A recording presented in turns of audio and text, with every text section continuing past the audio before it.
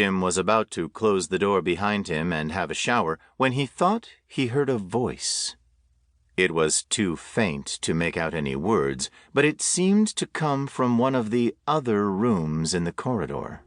He paused, listening, and the voice came again. "Hello?" he called tentatively. This time he did make out a clear phrase. "Help me." Tim's first thought was that Lanier himself had had some kind of accident, or maybe a stroke. He had a sudden heroic vision of himself saving his boss's life on the first day of his new job. He dismissed the improbable idea at once. "But someone seems to be in trouble." Tim stepped back out into the corridor, stumbled, almost fell before catching himself by putting a hand against the wall. The corridor seemed to tilt wildly for a moment. "I should have finished those sandwiches," he thought. "Getting lightheaded." He walked carefully to the nearest door, stopped to listen. The voice came again, the plea for help more insistent, urgent. He knocked on a white-painted panel. "Hello? Are you okay?" he said, dismayed to find himself slurring his words. "Please help me." The voice was shrill, evidently that of an elderly person. Tim tried the door, and it opened. The room was much like his own.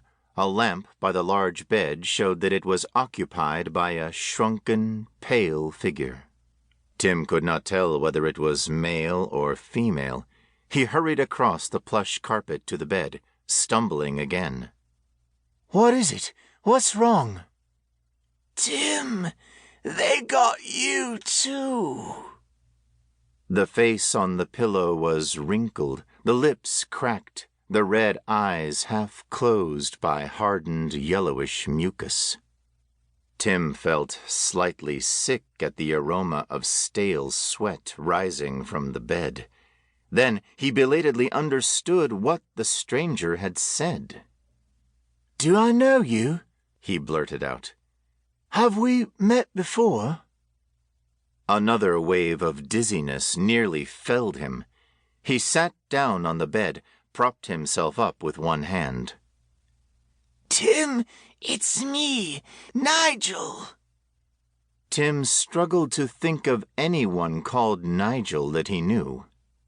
There was only his old squash partner, Nigel Rogers, who had worked in the marketing department. But Nigel had been about 30, whereas this man could not be younger than 70. What happened to Nigel? He struggled to remember. Something about a transfer overseas. "It is me, Tim," croaked the man. "For God's sake, try and get away before they—" "Please come with us, Mr. Garstang."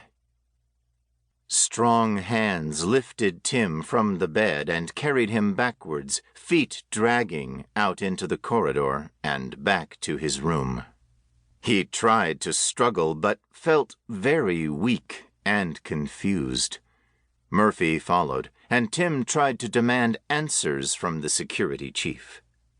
"You drugged me," Tim managed to say. "Why?" Murphy regarded him with his neutral, unblinking expression.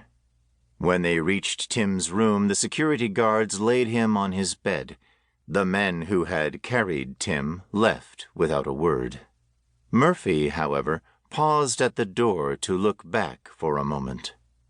"You are more privileged than you know," he said. "Your descendants will rule the world."